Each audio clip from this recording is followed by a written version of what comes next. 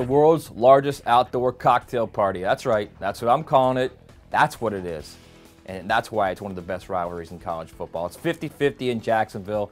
It's a crazy atmosphere, and it's now all of a sudden the 1980s again in that rivalry, where it's a chance for unbeaten Florida to play against one-loss Georgia, and a chance for Georgia to ruin Florida's hopes, and a chance for Georgia to get back in the SEC East Division race.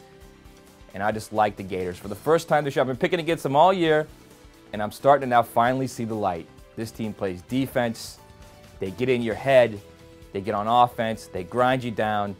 Florida's going to win this game. It's going to be another grinder. It'll be deep into the fourth quarter. They'll get a couple turnovers, and they'll win this game. They'll win the SEC East Division, and they'll play on down the line, trying to be an unbeaten team going into that SEC championship game, but knowing that full well that game at Tallahassee against Florida State could be that one trip before they get to the SEC championship game. Here's where we start to weed out the contenders from the pretenders in the BCS National Championship race. It starts this weekend in Norman, Oklahoma. I really love what Notre Dame has done this year. I love how Brian Kelly has revamped this Notre Dame team in his own style and his own philosophy. They're a more physical team now. They're playing really well defensively. Let's be realistic. They haven't played an offense like Oklahoma's. They haven't played in a situation where they're going in Norman and that kind of atmosphere at night. It's going to be a very, very tough job for Notre Dame this weekend in Norman, Oklahoma. I think Oklahoma's playing well right now. They've gained a lot of confidence after that Red River rivalry where they just humiliated Texas. I think that loss to Kansas State is kind of in the rear view right now. They're playing with confidence. They've got a lot of weapons there on offense. Defensively, they've been playing terrific all year. This is going to be a tough spot for Notre Dame. I think Notre Dame loses, and I think Oklahoma continues its way back up the BCS rankings.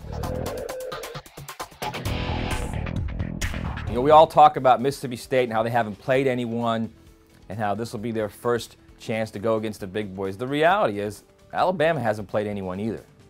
But if you're starting to talk about eye tests and you're looking at one team compared to the other, it's not even close. Mississippi State's going to go into Tuscaloosa, a very tough environment. I think they're going to play a team that on both sides of the ball probably has the best talent in the country. They got playing a team that has a hot quarterback in A.J. McCarron. They're running the ball well. They're playing with confidence. This is going to be an ugly, ugly game. If Mississippi State scores, it'll be a revelation for that team. I'm really looking at a 38-6, 38-7 kind of game. If this game were in Lubbock, I feel a lot better about Texas Tech's chances of winning this game, simply because it's just wild there in Lubbock and crazy things happen in West Texas.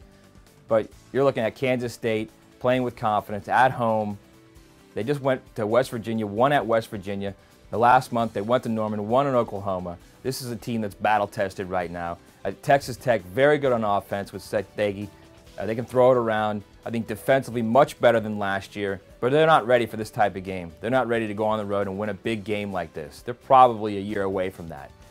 And Kansas State right now is playing as well as anyone, playing with a lot of confidence, a team that can run the ball, obviously, and throw it with Colin Klein.